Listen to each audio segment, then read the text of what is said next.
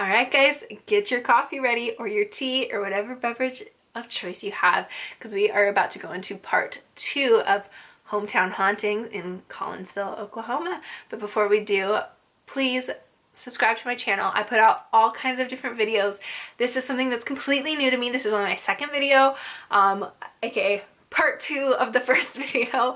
So I'm really trying to do things that I'm really passionate about and do things that you guys would like and put out good quality content as well.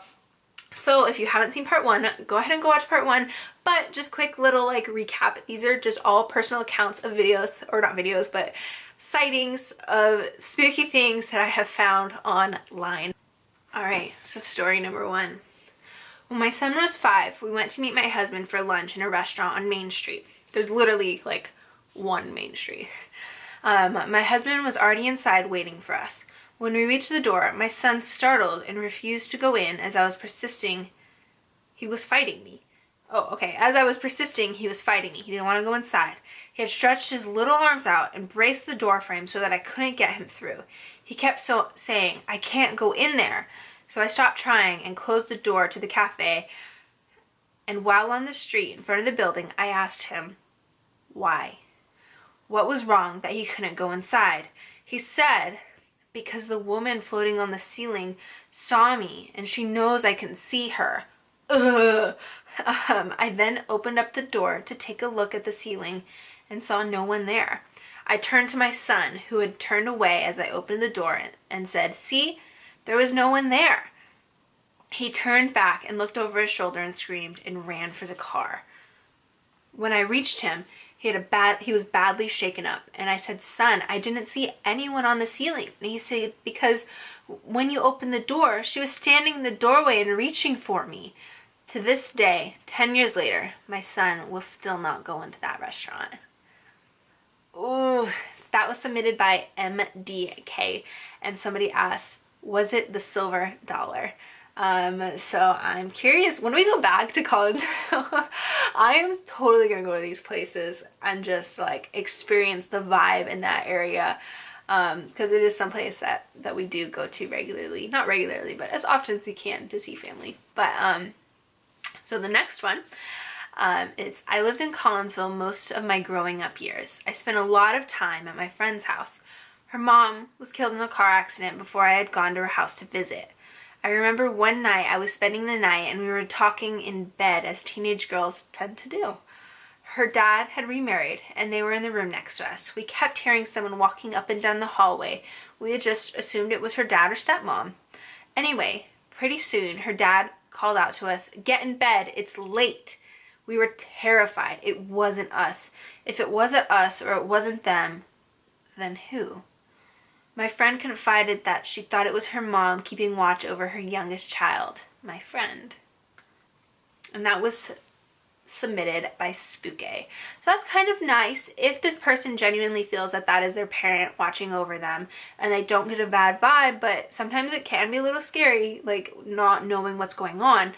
Then that's not a bad thing. Like, but if you are scared, as other YouTubers have said and other people who know what they're talking about have said, if you are genuinely scared, if it's your family member, their goal isn't to scare you.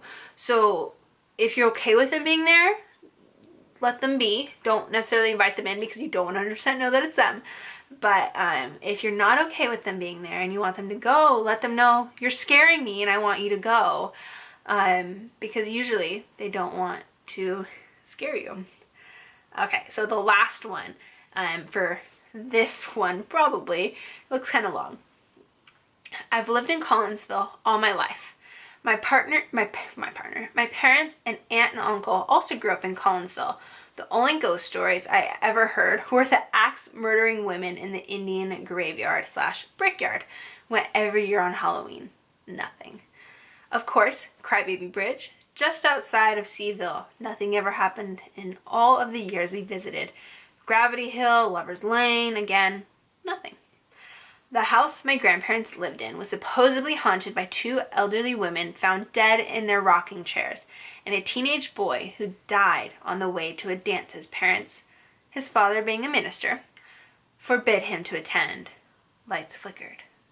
The house was old. I had friends who said their house was haunted. Apparently their house was a makeshift hospital at some. I never went upstairs where the spooks were. Too scared.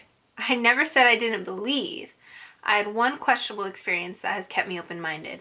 I also recall hearing things about the old theater on Main and 12th, but don't remember the details. Lots of history, lots of spooky fun growing up here. So I wish they would say more about like what they found and what their little experience was. That one was submitted by DJ. But yeah, and the last one is just like literally a sentence. I live in Collinsville and I heard my house is haunted. Okay, that's cool. But yeah, so that is the end of my Collinsville one. I know there are specific locations in Collinsville that I want to go further into. Maybe when we go back out there again, I'll do more research and then we'll go to those places. But I was kind of like having a little freak out just now as I was going like this and looking in the corner because my reflection is kind of in my viewfinder and it was like reflecting right here and I thought there was something down there and I was totally freaking out. You guys are gonna think I'm weird. But yeah, thank you guys so much for coming to my second video. And I hope you guys have an amazing day. Again, leave any comments down below. I think I might start opening up an email for you guys to send any of your experiences to because I'd love to read those as well. Or if you guys know of any specific places that you want me to research, again, leave that all in the comments down below. But yeah, please subscribe, give this video a thumbs up, become a member of the family, and yeah, stay safe out there, stay spooky, love ya.